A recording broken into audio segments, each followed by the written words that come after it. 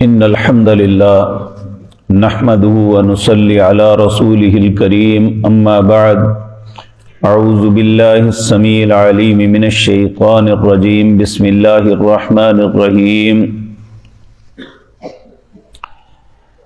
ان الذين كفروا وصدوا عن سبيل الله قد ضلوا ضلالا بعيدا ان الذين كفروا وظلموا لم يكن الله ليغفر لهم ولا ليهديهم طريقا الا طريق جهنم خالدين فيها ابدا وكان ذلك على الله يسيرا۔ حضرات محترم، آیت نمبر 167، اس کا شان نزول یہ ہے کہ جب لوگ جو اہل کتاب نہیں تھے یہود کے علماء سے جا کے پوچھتے کہ تمہاری کتابوں میں کیا اس نبی کی کوئی تعریف، کوئی نشانی ہے، تو یہ بد نصیب آگے سے جاننے کے باوجود جواب دیتے کہ ہماری کتاب میں ان کی کوئی تعریف یا نشانی نہیں ہے،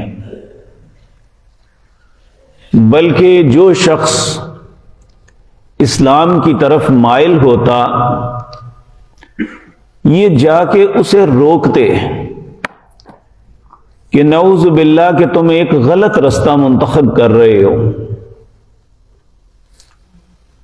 تو اللہ رب العزت نے ان کے لیے یہ بات فرمائی۔ پہلے تو یہ پچھلی آیت میں ہم نے پڑھا ہے کہ لیکن اللہ یشہد بما انزل الیک انزلہ بعلمہ، اللہ شہادت دیتا ہے جو نازل کیا آپ کی طرف اور نازل کیا اپنے علم کے ساتھ، اور فرشتے بھی اس بات کی شہادت دیتے ہیں کہ جو آپ پہ نازل ہوا ہے وہ اللہ کی طرف سے ہے۔ لیکن یہ بد نصیب کہتے کہ یہ اللہ کی طرف سے نہیں ہے، اپنے پاس سے بناتے ہیں، نعوذ باللہ۔ تو اللہ فرماتے ہیں ان الذین کفروا وصدوا عن سبیل اللہ، وہ لوگ جو اللہ کے صریح حکموں کا کفر کرتے ہیں، وصدوا عن سبیل اللہ، اور لوگوں کو بھی اللہ کے رستے سے روکتے ہیں۔ اب سوال یہ پیدا ہوتا ہے اللہ کا رستہ کون سا ہے؟ یہ بات ہم مسلمانوں کو بھی سمجھنی چاہیے کہ اللہ کا رستہ صرف اور صرف یا اللہ کی کتاب ہے یا محمد الرسول اللہ کی سیرت ہے صلی اللہ علیہ وسلم، کیونکہ اس بات کی وضاحت رسول اللہ صلی اللہ علیہ وسلم نے حجۃ الوداع کے خطبے میں ارشاد فرما دی تھی۔ آپ نے فرمایا تھا ترکت فیکم امرین، لوگوں دو چیزیں تم میں چھوڑ کے جا رہا ہوں، لن تضلوا ما تمسکتم بہما، جب تک ان دونوں کو اپنائے رکھو گے گمراہی نہیں آئے گی۔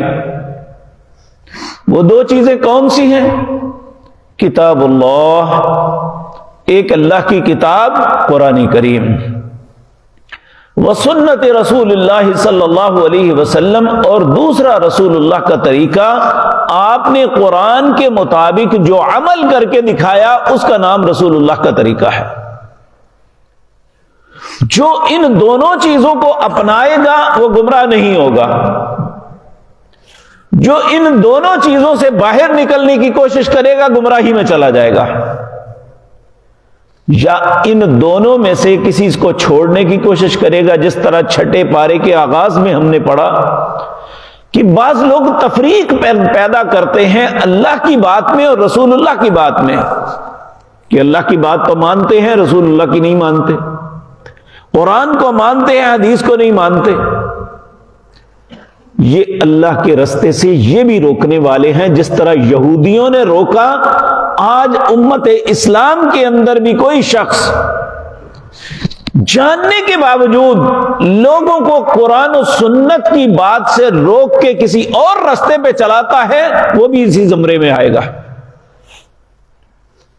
اور کتنی ہی باتیں ایسی ہیں ہمیں پتہ بھی چل جاتا ہے رسول اللہ کا عمل یہ تھا، لیکن باپ دادے کے دین کو نہیں چھوڑتے کہ جو ماں باپ نے سکھایا جی ہم نے اسی پہ چلنا ہے، یا جو ہمارا مولوی پیر امام کہہ دیتا ہے اسی پہ چلنا ہے۔ ہمارے آباء و اجداد، ہمارے مولوی پیر امام رسول اللہ کی جوتی پہ، جب رسول اللہ کا حکم آ جائے پھر کسی کی بات نہیں چلنی چاہیے۔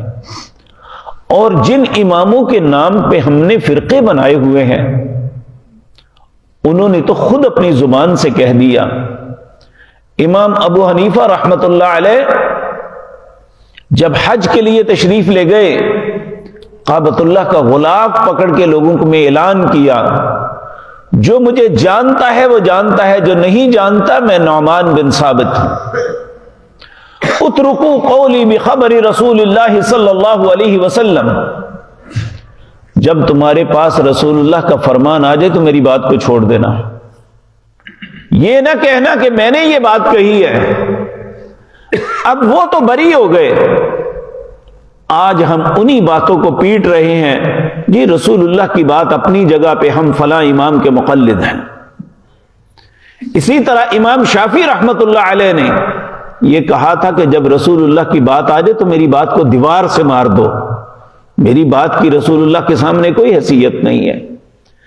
امام مالک بن انس رحمت اللہ علیہ، انہوں نے نبی مکرم صلی اللہ علیہ وسلم کی قبر مطہرہ کے سامنے بیٹھ کے یہ بات کہی تھی، دنیا کے ہر بندے کی بات سے اختلاف کرو لیکن سوائے اس قبر والے کی، یعنی نبی کریم صلی اللہ علیہ وسلم کی قبر اطہر کی طرف اشارہ کر کے کہا۔ جب یہ اتنے بڑے لوگ جو ہیں وہ اس بات پہ اپنے آپ کو بری قرار دے کے چلے گئے کہ میری بات کی کوئی حیثیت نہیں، رسول اللہ کی بات کی حیثیت ہے، پھر آج ہم کس بات پہ فرقے بنائے بیٹھے ہیں کہ رسول اللہ کی بات اپنی جیسے انہوں نے سمجھا دی۔ اللہ رب العزت فرماتے ہیں ان الذین کفروا، بے شک وہ لوگ جو کفر کرتے ہیں، وصدوا عن سبیل اللہ، اور لوگوں کو اللہ کے رستے سے روکتے ہیں، قد ضلوا، وہ گمراہ ہو گئے، ضلالا بعیدا، بہت دور کی گمراہی میں جا پڑے۔ آج بھی جو کتاب و سنت سے لوگوں کو ہٹاتا ہے وہ بہت بڑا گمراہ ہے، صرف اس لیے کہ میرا فرقہ نہیں مانتا۔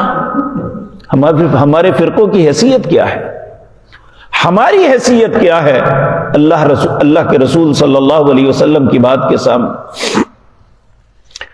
پھر فرمایا ان الذین کفروا، بے شک وہ لوگ جنہوں نے کفر کیا، وظلموا، اور ظلم کیا۔ یہ ظلم ہے، اللہ کی بات پہ اپنی بات کو کرنا ظلم ہے، رسول اللہ کے فرمان پہ اپنی بات کو ترجیح دینی یہ ظلم ہے۔ جو ظلم کرتے ہیں لم یکن اللہ لیغفر لہم، اللہ کے لیے کوئی نہیں ہے کہ اللہ انہیں معاف کرے۔ جب تک انسان پلٹے گا نہیں نا، اپنی غلطی پہ نادم ہو کے اللہ سے معافی مانگے، وَلَمْ يُصِرُّوا عَلَى مَا فَعَلُوا، پھر دوبارہ وہ نہ کرے تو پھر شاید معافی ہو جائے۔ لیکن ایک شخص رستہ بھی غلط منتخب کرتا ہے، اللہ سے معافی بھی مانگتا ہے، اللہ کہتا ہے میں معاف نہیں کروں گا، میرے پہ کوئی نہیں ہے کہ میں اسے معاف کروں۔ وَلَمْ يَكُنِ اللَّهُ لِيَغْفِرَ لَهُمْ وَلَا لِيَهْدِيَهُمْ طَرِيقًا، اور نہ ہی میں اس کی رہنمائی رستے کی طرف کروں گا۔ ہاں، ایک رستے کی طرف اس کی رہنمائی کروں گا، نعوذ باللہ من ذالک، اللہ ہم سب کو اپنی پناہ میں رکھے۔ الا طریق جہنم، کس کی طرف رہنمائی کروں گا؟ جہنم کے رستے کی طرف۔ جو جاننے کے باوجود اللہ کی بات کو نہیں مانتا، یا لوگوں کو اللہ کی بات بتانے کے بجائے دوسرا رستہ بتاتا ہے، جس کو علم ہے رسول اللہ کا طریقہ کیا ہے، وہ پھر دوسرا رستہ اختیار کرتا ہے۔ کہا الا طریق جہنم خالدین فیہا ابدا، اس کے لیے جہنم کا ہی رستہ ہے اور اسی میں ہمیشہ رہے گا۔ وَكَانَ ذَلِكَ عَلَى اللَّهِ يَسِيرًا، اور اللہ پہ یہ بات بہت آسان ہے۔ تو اللہ رب العزت ہم سب کو بلکہ ہر مسلمان کو ایسی خباثت سے محفوظ رکھے کہ ہم اپنی زندگی کے کسی بھی عمل میں جب رسول اللہ کا فرمان آ جائے یا اللہ کا حکم آ جائے ہم پھر بھی اس کے خلاف چلتے رہیں. ایسی بد نصیبی سے اللہ ہم سب کو بچا کے رکھے. اقول قولی ھذا واستغفر اللہ علی.